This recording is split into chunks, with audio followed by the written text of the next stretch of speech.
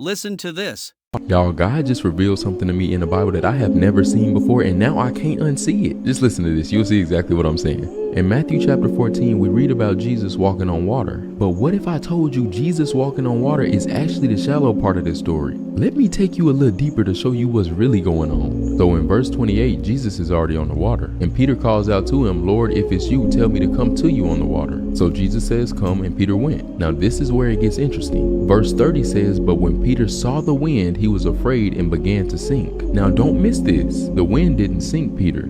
Fear did. The text says Peter saw the wind, but you and me both know wind isn't actually visible. So perhaps the text is trying to articulate that Peter saw what the wind was doing to everything around him and made assumptions about what the wind would do to him. So it wasn't that he lost vision because he could clearly see everything that was happening around him. It was that he lost focus on the one that stood before him. Notice how when Peter was in the boat, he wasn't afraid of the wind. It wasn't until he got out of his comfort zone that his fear began to heighten. Now all of that is great, but this isn't just a story about Peter.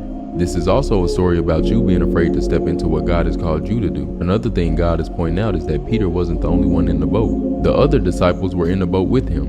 Peter was just the only one willing to answer the call. God uses this story to tell us several things, but here's two of them. Are you willing to take the step when the people closest to you don't support you? And can you stay focused on who's in front of you when it seems like everything is falling apart around you?